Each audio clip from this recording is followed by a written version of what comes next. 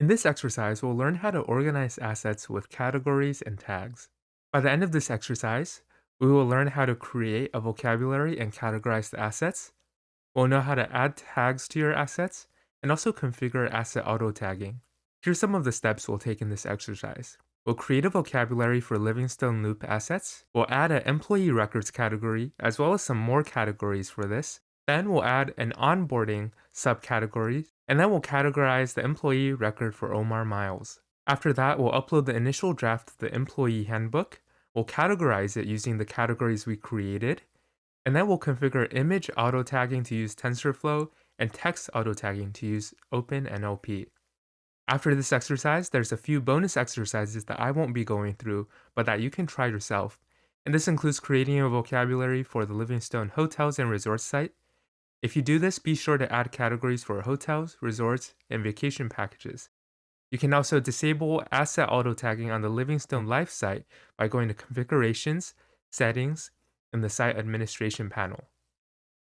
So we'll start here in our Livingstone Hotels and Resorts homepage.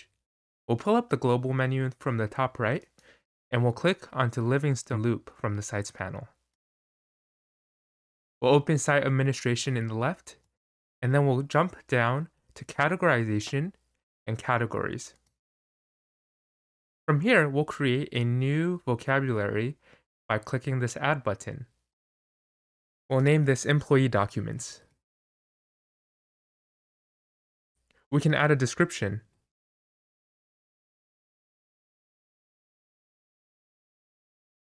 With this, we can click Save.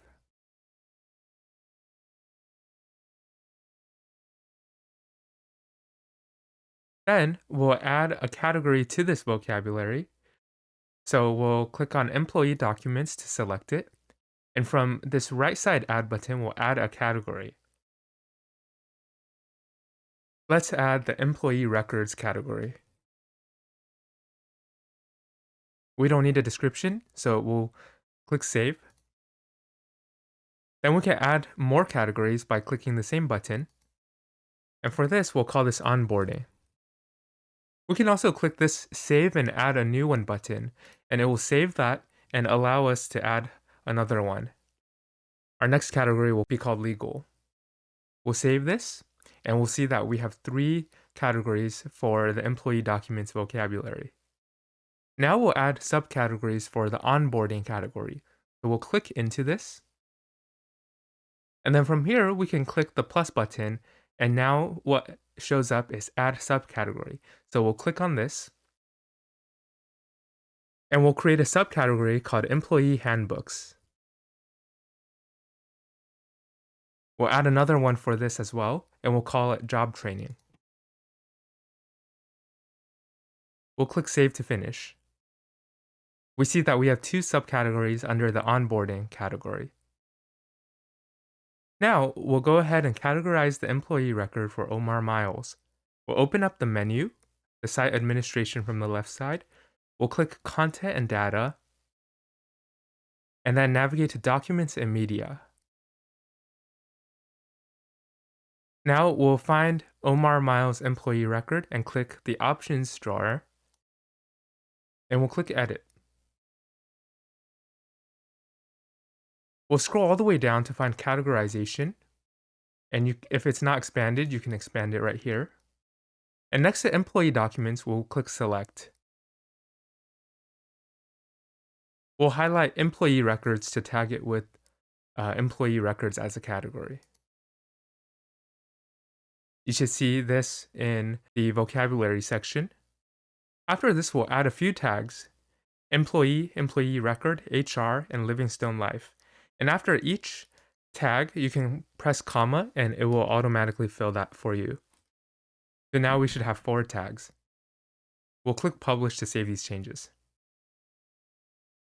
Now we'll upload a draft of the Employee Handbook. We'll click the Add button to add a file by clicking File Upload. And we'll choose a file.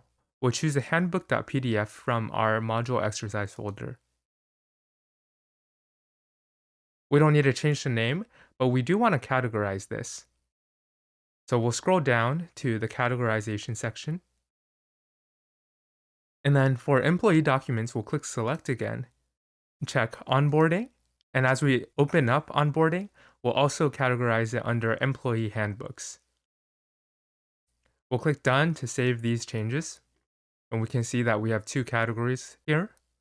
We'll also add a few tags to it: employee, employee handbook, HR, and Livingstone. With these changes, we can go ahead and publish. Now we'll learn how to configure image auto tagging to use TensorFlow. We'll open up the global menu again, and then we'll navigate to Control Panel and find under Configuration, System Settings. Here, we're going to scroll down to the Content and Data section, and then find the Assets button. On the left, under Virtual Instance Scope, we can then find TensorFlow Image Auto Tagging right here. And then we can enable this by clicking this checkbox to enable TensorFlow Image Auto Tagging, and we'll change the confidence threshold to 0.5. And TensorFlow assigns a confidence level between 0 and 1 for each tag, where 1 is the highest confidence and 0 is the lowest, and this field sets the minimum confidence level that TensorFlow needs to apply a tag. So we can click Save or Update for me, and then this will update this setting. Now we'll configure text auto tagging to use OpenNLP. Under Virtual Instance Scope, we can find OpenNLP text auto tagging. Here, we don't need to click a button or a checkbox to enable this, but we can change the confidence threshold to 0.5. Like the TensorFlow field, this also sets the minimum confidence threshold between 0 and 1 for which tags will be applied. We'll click Save or Update for me, and then this will update the setting.